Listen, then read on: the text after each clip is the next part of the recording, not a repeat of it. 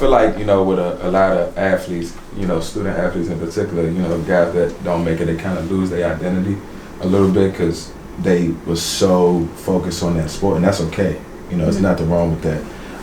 But my thing is I really want athletes to find their purpose outside of the game because it's going to have an easier transition for them when, you know, that sport is over with, you know. So when we talking about this law that we're speaking on today, law number 9, find your purpose outside your sport, I think this would be a great opportunity to speak on that.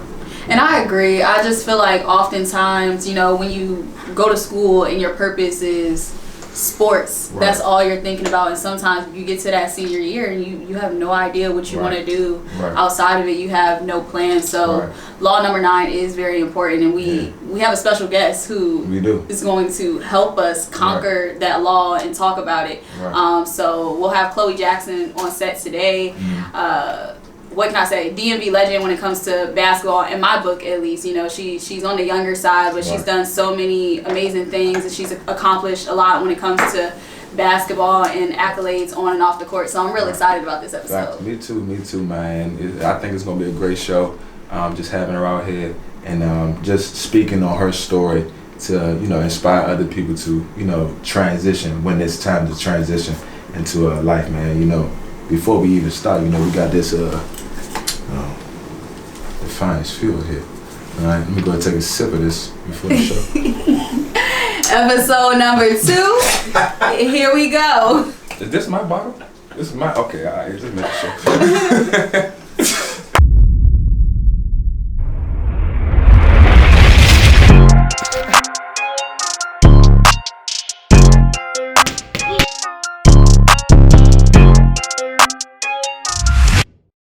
Chloe Jackson. Baller. Huh? You think you're a baller? Shot caller. You know I bust your ass in basketball, right? No. First of all, I don't think you've ever seen my crossover. Alright? Ever. It's ridiculous. Oh yeah. Nobody has a better crossover than me. Are you sure? 100%. Not AI? We need to get AI on the show so I can tell him myself I got a better crossover. I think I got it. We should get you on the court. I'm a lefty. Wow. So while Deonte is talking nonsense, that's just she's that's listening. You're beyond yourself right now. Thank you, Chloe, for coming. We know that you were traveling right now and stopping in on us. We truly appreciate it. Hope you're feeling good. You look good, stuff like that. We got the swag on set. So thank you. We appreciate you for coming. So first of all, how's everything been and stuff like that as we get into this episode, and we'll be talking about law number 9, finding your purpose outside of your sport. Everything's been great, honestly. I mean, with the pandemic going on and still being able to travel and do what I love to do, it's a blessing. So, no complaints. You killing it right now with the fashion. I'm just saying, like, I really am inspired by you. You know, like, you know, I'm very competitive, but you know, I'm really inspired by how you do what you do. You know, you do your thing. You do it well. I appreciate it. Edges is late. What do you know about edges? It's clearly laid. Her edges have been laid since I've known her. I don't know if it's Vaseline. Is it Vaseline? Yes. This is crazy. We actually do. You know, it's not Vaseline. High school, college. You know what I'm saying? I remember when we actually like made each other when you was at Riverdale. I found out you committed. Yeah. So Chloe has been into, well, personally, this is what I think fashion, since we were in school together at Riverdale, because she would try to wear her uniform a little different. And everybody would have a uniform on, and she would have to do something like a little different to her, so she would not necessarily look like everybody else. Yes, very true. She was very walking to schoolish, and like it was tucked in differently or something, or her vest she was rocking it a little different or something. It was like destined for fashion. Big baller shot caller. I didn't even realize that though. I mean, I guess I did try and be a little bit different anyway I could. No, you had a swagger about you that was different than like everyone else's, where it was like, she's destined for like this fashion thing or whatever. Swagger. I like it. Swagger. There you have it. You're doing great. You're doing great. So I mean, you know, we on the episode 2. You know, this is actually our first episode like in person. So this is a big step for us. You know, we got camera angles everywhere. The camera crew is like that. Shout out to Blue Views Productions. But yeah, the camera crew is like that, man. So let's run it up. Let's run it up. Let's go ahead and talk the talk and walk the walk. All right, so basically, like, going through like a little timeline, like your time in college. A lot of student athletes, they go through this point where some feel as though they no longer fit where they're at. So you went to 3 different colleges, started at NC State, and then you went to LSU, and then finished off your graduate year at Baylor, where you were a 2019 NCAA champion. You were the NCAA Final Four. What is it called? Not the MVP, but it's titled the MOP. Most Outstanding Player. Mm-hmm. Exactly. Yeah. So you were the most outstanding player. But talk about that journey. Had you not left NC State, and then you went to LSU for 3 years and did your thing, and then went on to Baylor, you potentially wouldn't have won a national championship. So talk about the journey and the process of like finding your fit and knowing when to move on and when a place has kind of like served you. Yeah. So I guess starting at NC State, I was in his first recruiting class, so obviously it wasn't, it was an ACC school where I thought obviously that was a really good opportunity to showcase and play against UNC, Duke, like some of the top schools. Yeah. So I chose there, and then I ended up getting injured probably like the second game of the season, and I was out the whole year. And during that time, I was able to like just see things in the program that I just didn't like, and I just felt like wasn't a good fit for me. And honestly, I just had to bet on myself and be like, okay, well, I didn't play this year, so I'm going off of a leap of faith, like hoping that another school would, off my talent in high school, would be like, okay, we're going to take a chance on her.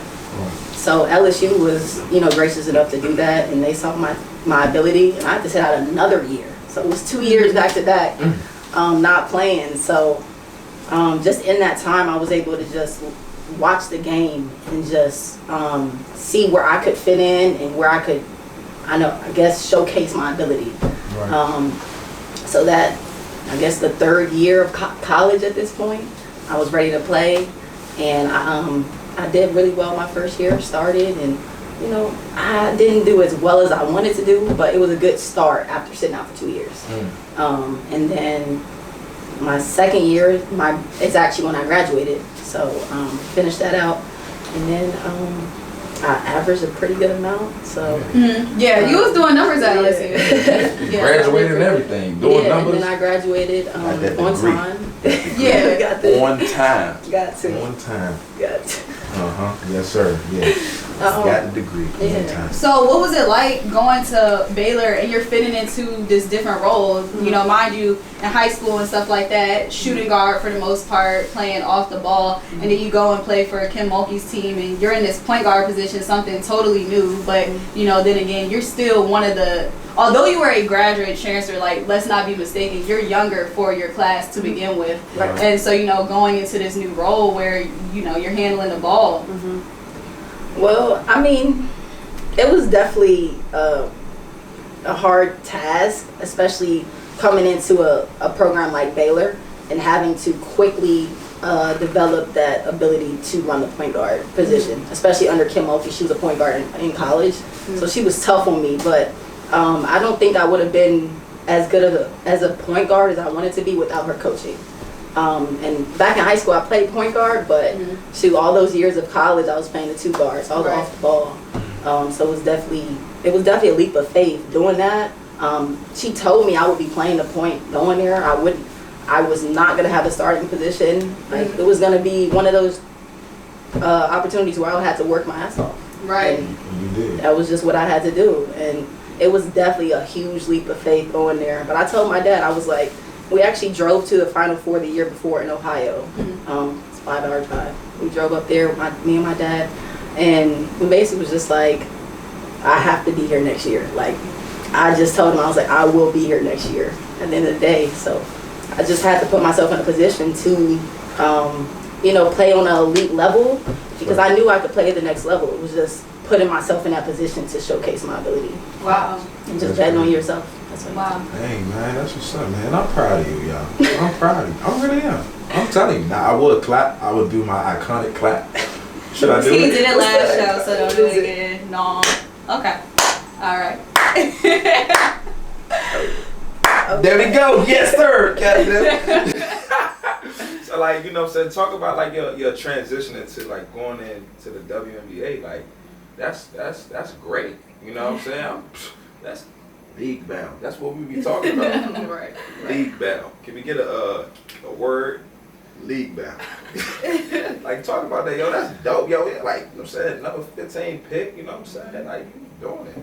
Yeah, I mean, it was a quick transition.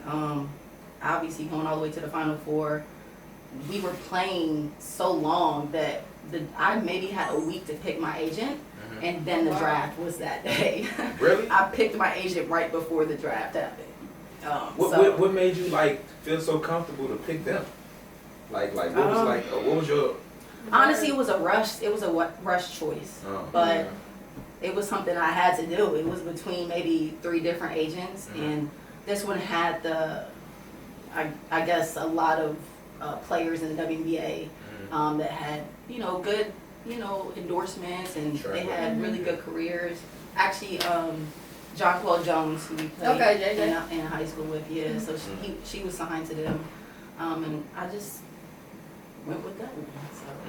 Yeah, so your career sounds like a lot of leap of faith, and like just like, all right, I'm leaving this to God. We're gonna do what we do. I'm gonna let my talent showcase itself on the court and let that be that.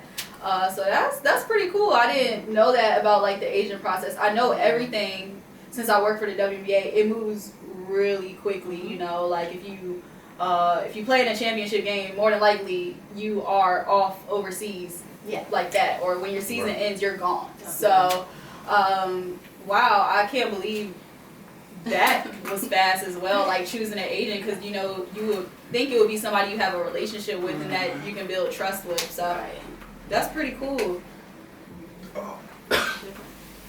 You alright? Oh, first of all, I was choking on the drink. That's not Corona, I promise you. I hope it's not Corona. It's not Corona. But so we talked about your transition into the NBA. Being WNBA, sir. I am so sorry. I'm so sorry for everybody. Any women that's in the WNBA. I'm so sorry. I didn't mean to say that. Do not shoot me down. I promise you. Or I will shoot a J in your face. Anyways. So like we talked about your transition and going into the WNBA, but how was it? Being weighed by, that the Chicago Sky. The Chicago Sky, yeah. How did that help you, push you into finding your new dream, your new purpose? I honestly feel like it was just timing, like how it kind of happened. It was unexpected, but to be honest, I never unpacked my suitcase when I was in Chicago. I probably went half of the season without unpacking my suitcase. Wow. Because you just never know. And it's more of like a freak accident could happen and now they got to get somebody else and now one player has to go. Like it's just, and that is actually what happened in my situation where I also had a hamstring injury. So I was leaving anyway. Like I was going to have to go back to Baylor and get a surgery done on my hamstring so that I could be ready to go overseas and play. Because at this point in the season, we were about to go into playoffs, and my coach wanted to go on a big run in the playoffs. That was his first year there. And one of our 4 players got injured. So once they said that you couldn't have 2 medical waivers, basically, they had to let somebody go. So it just happened to be me at that point. But going overseas is actually when I discovered, not discovered, but was like, I want to step out on another leap of faith and I want to pursue another passion of mine. I was in Poland. I mean, there's not much to do over there. You just have a lot of time to just self-reflect and figure out what it is you want to do in life. This is what you want to do every year, is go overseas for about 8 months and be on your own, be on a completely different time zone than everybody else, your loved ones, family. You just have to sit there and just think about it. This is how I want to live my life. So I just honestly devoted my next year. So I came back from Poland in December, at the end of December, around Christmas. And I just told my parents, I was like, I don't want to go back. I'm going to devote the whole year of 2020 to fashion and see if I can make something work with that. Just pursuing what I'm passionate about. You've been doing great with it. I mean, we Yeah. see on social media your fits is like that. Right. I mean, you be on league fits. League fits, all that, right? All that. I be like, yo, like, W-slam. yo, where you find your clothes? Yo, like, get me hip to the spots. Right. You know what I'm saying? Because I don't know where the spots at.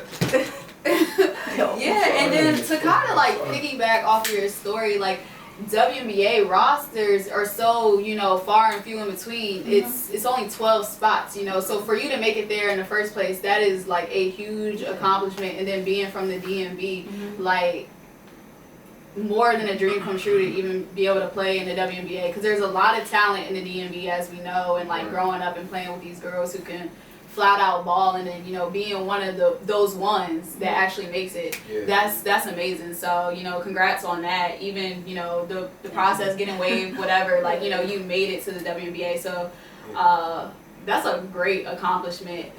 And during the process, you came back home and told your parents, like, you know, I'm ready to kind of move on and do something new. Would you say that on that journey, transitioning from your sport, did you have a team of people to help you, or would you say this was like kind of like a self-reflection journey, or a little bit of both? Really, the team of people was really just my parents. Honestly, every step of the way, they believed in everything that I wanted to do. When I left NC State, they were like, okay, I think that's a great idea. I believe in you. Always bet on yourself.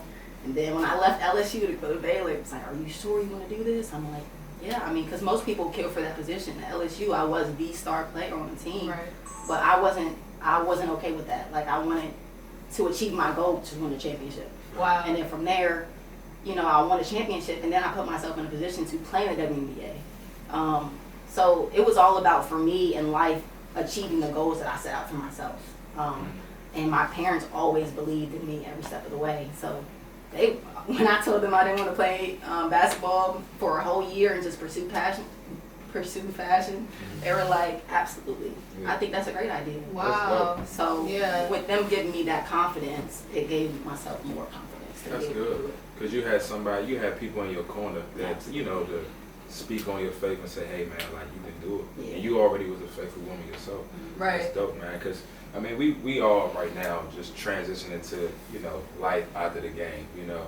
And I think for us, if for you, like you said, your bag was still like halfway packed up. So you was like already like, if anything happened, I'm gonna be ready. That's kind of how I was in college. Like, if anything go wrong, I'm prepared to like transition. Like in my mindset, it's not that I didn't believe in myself football wise, but I already had it in my head like, yo, like I'm gonna make sure I can take advantage of all of my opportunities. Because when it's time to transfer into life after sports, I'm gonna be ready. Simple as that. And I don't have any regrets.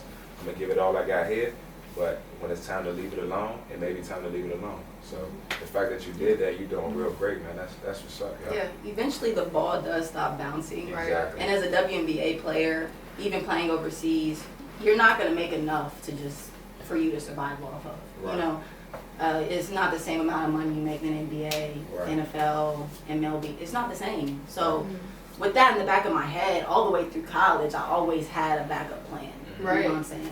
There is a plan B. Right. And I do have other passions. So I knew that for me, like, it wasn't just basketball or nothing. You know, I always had in the back of my head other passions that I had. And so when you know when the time is, I mean, a lot of people's like, okay, like, you left the game so early, like, how did you just make that transition so quick? You know, just bet on yourself. It's never the right time to do anything, honestly. Right. Yeah, better yourself. But it's about being a realist too. Like, you know, some people, they hold on to their sport for so long because they feel as though that is who they are and they don't have an identity outside of it. Exactly. And it's important to, you know yourself and know the things that, you know, you at least would have an interest in when it's over, because all it takes is an injury or, you know, the money that you make not being able to supply for yourself any longer. So having a backup plan is very important. So kind of transitioning the conversation a little bit, this is something that everybody wants to know. For real. How did you grow your social media following and, you know, become so popular and start getting your outfits and stuff out there? And when did you realize, like, oh my gosh, people are like taking a liking to like what I'm doing and I'm posting, so now I got to keep this up? basketball helped you with the motor force of it. Yeah. Now it's like, but now it's like, okay, she got swag for real. Yeah, she got swag. I definitely think when I got to the league, the platform was just there. It was wide open for the taking. Because honestly, the where you walk into the gym, like it's basically like a fashion runway. The tunnel is a fashion runway. Like it's just depending on how you go into it. Like you could be like, okay, like I might not play this game, but I'm gonna show up to the game. Fire. With this fit. Fire. Exactly. Man, so, what? I went into it thinking that, like, okay, next game I might not get in, but look, I'm gonna be ready. And I'm gonna come to the game ready to play. I'm gonna look good. Look good, feel good, play good. That way. So that was always my mindset. And then once I got people to take my pictures, I just started posting more, honestly. And then once I saw people were really taking a liking to it and just was like excited every game day, like, oh, what's her fit gonna be? Like, what's gonna happen? And I just started kind of playing into it a little bit more. Like, okay, I'm gonna use play this a role, exactly. Yeah, because it was fun to me. Like, honestly, getting dressed, like, it's fun to me. Like, when I'm going somewhere, okay, yeah, I can put on clothes. I like to go there. How long did it take you to get dressed? Would you say? Because for me, it's given like an hour. I'll be like, dang, I gotta change my outfit. It's given like an hour. You're not flat, bro. Wow, not an hour. Yo, they just try to come at me like that. Not an hour. Get 'em. It never gets that. We're women. Yeah, like an hour now. Bruh, because I got to change to the outfit, then I got to change to the outfit again, then I go back to the original outfit, and I'm like, yo, I just wasted. So you're just indecisive. Yeah. Very indecisive. 100%. It's okay. I'm gonna definitely agree with that. 100%. Okay, how about that? So you gotta try a couple different flavors. You're like, okay, that's the one. Exactly. This is the one. I may have to change my socks, but this is the one. Oh, the socks. Okay. Socks. Because people showing their socks now. They are. They showing their socks. You started doing that? Get good socks. You got to. She had. What you wearing right now? First, I got a white socks. You got on the Walmart? I go, whoa, chill. You know what I'm saying? First of all, let's not get on her. She had on the Gucci's, yo. She can't. We had a meeting, right?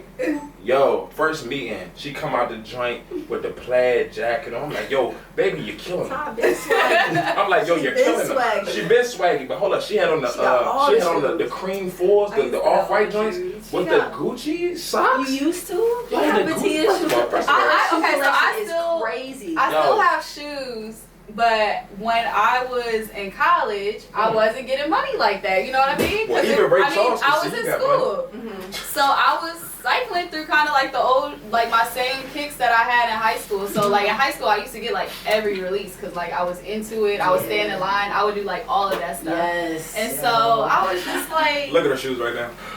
Yeah, show them off. Bro, my ankle's a little ashy. Show them off.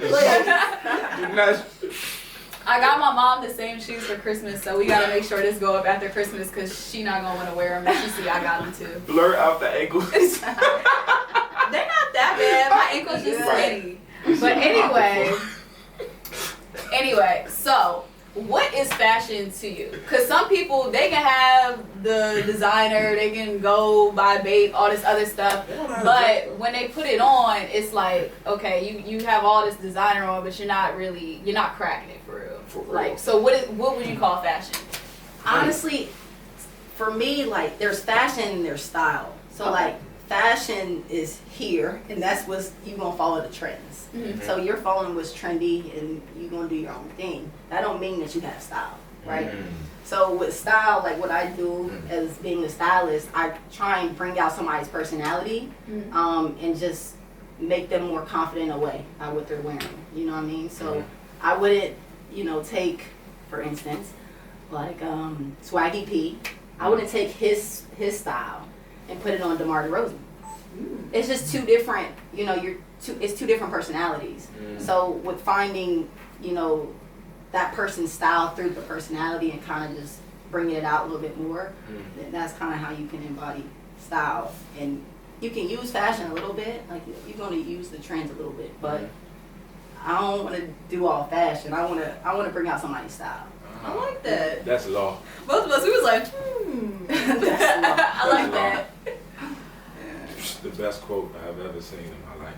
No, I definitely like that though, because I never thought of it that way. I'm more so like, I see something, I like it, I'm gonna get it, and I'm gonna figure out like how I'm gonna piece it together, and like that's just. But how when you're piecing it together though, you're putting your own little piece on it, like you put your own little twist on it. So that's your style. You know what I'm saying? You're taking somebody else's like little fashion something new every and making it your own. You're dope.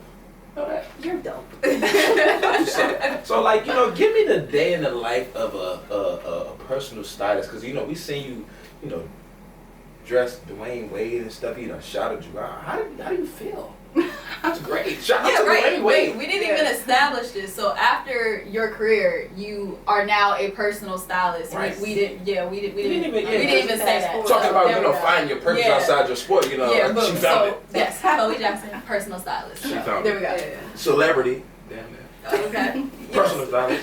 Right. Doing it big. So you said wait. So we want to know the day in the life. Yeah. Oh, the day in the life. Okay.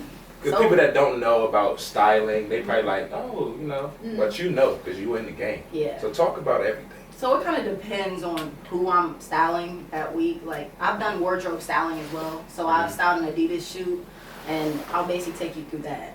I styled that. So I would fly in, and that day, right when I land, I would go straight to. So obviously it was Adidas. So I went straight to the Adidas flagship store. I would pick out things that is on the list for the wardrobe stylist to wear. Like they have to like wear like a certain color. Like it has to be black. You don't want too much going on because the camera might look at way too much other stuff. So something simple. So I would go into the Adidas store and kind of find something simple that would also look good on the body of who I'm styling. So at that point I was styling Maria Taylor. She's a little tall, long arms. So just trying to find something that's going to fit her body as well. So once I do that, the next day would then be wake up early, get to the shoot, 7 a.m. Actually, a bus will come and get us. The stylist, the hairstylist, makeup artist, everything. Take us to the shoot site, and then we will be there all day. We set up everything so that when the person gets there, everything's set up, laid out, and then put it on them. Hope everything works out good. You get a couple of options actually. So I get probably about 4 different options. She only wears one. Then you sit there and you watch the shoot happen. And at the end of the day, you pack up everything. And then that next day, then you do all your returns. Wow. So you do all your returns. So it's basically a 3-day whole ordeal. I love that. Yeah. First of all, shout out Maria, Winning Edge. Yes. I'm a cohort member, so hey Maria. But that's pretty dope. Wow, I've never ever heard about what goes into being a personal stylist, like ever. So. But question, what happens if they don't like any of the outfits? True. Shoot. Like what do they I've never experienced that. Yeah, like, so you haven't experienced that. Everybody do this. Everybody do this. Please. Yeah. But we I've never experienced that. Because, I mean, like, If they don't, you be like, then yo, I done spent 6 hours finding your outfit. You're going to have to see me. You're going to have to. you sometimes feel like that, but you try and get like, you try and talk to them a little bit like, hey, what is it you're comfortable wearing? And you just kind of have to, you just got to work quick too, because you don't have a lot of time. When it's a shoot the next day, you got to get all that stuff done on your first day there. Wow. So it has to be done at these specific locations that they give you. Like, there's no going outside of it. No, you can. Like Macy's in New York they have all the, Adidas, Nike, everything. Yeah. So I was able to go there and get a couple of good pieces as well. We're going to Macy's now. But it was actually, she actually had to do like an Adidas like kind of jumpsuit type of thing, and then the next outfit she had to do was a like a dressy like outfit. Ivy Park feel. Yeah, she had to do a dressy outfit because she's a commentator, so they were trying to take it both and kind of do that. So I went to a couple of different places trying to get that for her too. That's what's up, man. You finding your purpose and really enjoying what you do. We already spoke about, you dressing up Dwyane Wade. Who else did you, style? So Dwayne Wade was one of the last people that I styled, which was huge blessing because that was actually who I modeled my game after when I played. Obviously, when I played growing up, that was who I look up to. So that was amazing. But then I styled Quinn Cook, DeMar DeRozan. I just left styling him for obviously the season kickoff. So Styled him, Maria Taylor, Carrie Champion. I was able to style her for NBA All-Star Weekend, so I was out there for that. Kyle Lewis, MLB player. Couple NFL guys. You diverse with you guys. No, that's cool. Like, so you're league wide. I thought you were just doing basketball players specifically, and then I saw like on your Instagram the Maria Taylor and Carrie Champion, but I didn't know that you were, going into other sports and stuff like that. So that's dope. I like that. Be like you. I mean, style me, please, cause I don't have it. No. My dress is busted. Okay. Camos is washed. Alright, it's giving washed. Yeah. It's giving washed. It's giving that. I think the camera crew laughed in the back. Don't laugh. Alright, please, because you messing up the show. I'm messing with you. That geeks. Okay. So that is really interesting. I have never heard. I don't know a personal stylist, so there goes that. Never met someone who did personal styling until you. So I didn't know all that goes into it. So when it came to like booking a role for it, how did you kind of? Is it like a resume thing, networking, like people started, because of your platform, reaching out to you type of thing? Honestly, it was all networking for me. And I just feel like, this might sound corny, but when you're living in your purpose, like things just fall into place. That's true. So everything literally just, I'm telling you, I was at an event and then I would meet somebody else and they'd be like, oh, that's your stylist? Okay, yeah, let me get your card. Boom.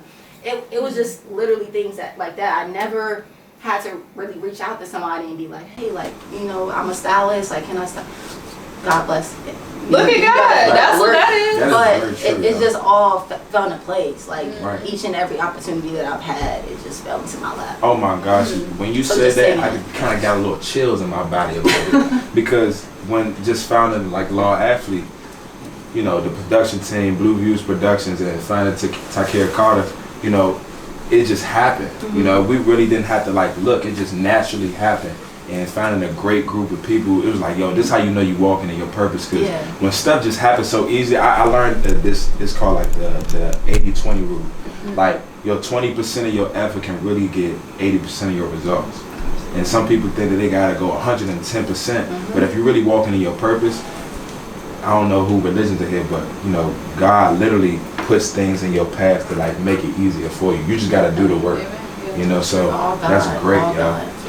What advice would you give to current and former athletes when they're trying to transition or in the process of transitioning to life after sports?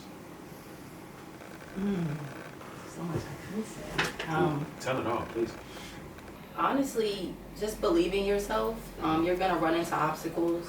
It's a part of life, and don't compare your life to anybody else's. Like everybody else has their own journey, so just stay true to your journey, stay true to yourself, and believe in God, believe in what you got, believe in your talent. Man, yeah, I attest to that 100%. When I first graduated school, I had 2 degrees. During grad school, I was done playing basketball, obviously, but I was still getting my grad school and stuff covered by my school. I started working at DSW. I came back home. I worked at DSW for that whole year, but I started freelancing and going to games, doing stuff for free and just working for free or whatever because I knew I wanted to be a reporter. After that, I still didn't get a gig. I went and I worked at a car dealership as a receptionist for a whole year, and I was still doing the same thing. I started calling games at Howard, freelancing or whatever. I was about through. I was ready to give up. And then I had applied for like my WNBA job. COVID had just hit, so the NBA went on a hiring freeze. But I kept in contact with my recruiter the whole entire time, just sending little short memos like, hey, hope you're doing well, still very interested in the position. Just little things like that and kind of like leaving it alone. Came back to it. And that is just like, that, what you said, running your own race and like not comparing, like, nobody really knew. Like I was working at like DSW, like making like, oh my God, you get your paycheck, you'd be like, what the fuck am I working for? Getting fucking $9 an hour. Taxes taking out everything. I said, said $9 an hour. Get out of here. But that's what some people do their whole life because they're afraid to walk in their purpose, and their journey might look different, and that's okay. You know, you have to run your own race, but you know, I really attest to what you said about that because it's just like, man, when you stay focused and on the path and you're passionate about what you do, no one can stop you. Yeah, They cannot absolutely. stop you. Absolutely. Yeah. The worst thing, man, having somebody with a plan is the best thing ever, yo. Because when you got your mindset, it's like nobody can really stop you from what you got going on, and God won't even allow it to stop. You feel that? It won't. No. And the fact that you're doing that and everything is, you know, coming to you, and it's a blessing, man. So we really appreciate you coming out on the show for real. That's dope. I appreciate That's y'all. dope, you know what I'm Yeah, saying? man. Shout out to everybody that's involved in this, you know, for real. Like I said, Blue Views Productions, 4422 Sport, Tykera Carter, Deonte Holden, we in this joint right here. But One more thing. Can I get it? Ah! Goodness gracious, he We did it! got it right this time. This did not happen last show. We forgot all about that. Yeah, we forgot it. Jesus, I'm sorry. He should get his shirt in the mail. But we got a thank you gift for you. You know what I'm saying? Nice little, you know what I'm saying? You're supposed to let her open up again. No, you want to Go ahead. I want because she the stylist. I just want to, you know, you know, a nice little law athlete crew neck for you. You know what I'm saying? It's cold out here, so we had to get. So it's cold. Go ahead and put that right there. Crew neck for you. You know what I'm saying? Bada bang, bada boom. First of all, can y'all? Bang, there you go. So yeah, we That's definitely want to, crispy, real crisp, real black and white like. Got a nice little letter for you and all that. My handwriting is trash. That one looked good. When the That fuck looks did you do that? decent. You wrote that one. That looked better than Did my I? handwriting. That's what I did, man. You know what I'm saying? But this is definitely for you. We Put it appreciate it. back in the bag. Right. You gotta fluff the paper back up. I'm gonna be like my mom today. That's what mom be doing. You don't be balling nobody's stuff up like that and throw it in the bag. I don't know how to do this stuff. Come on now. It's a gift. Now make the paper fluff. That's beautiful. It's not beautiful, but you don't hand nobody a bag like that. There you go, Chloe. I appreciate you. There we go. No, I really love what y'all are doing though. It's just amazing. A lot of people need to hear this. A lot of people need to see some of these. So this is great. Thanks, appreciate it. Just gang up on me about my bag. That's okay. It's okay. I'm just a lesson learned. Okay. Well, yeah. Hey.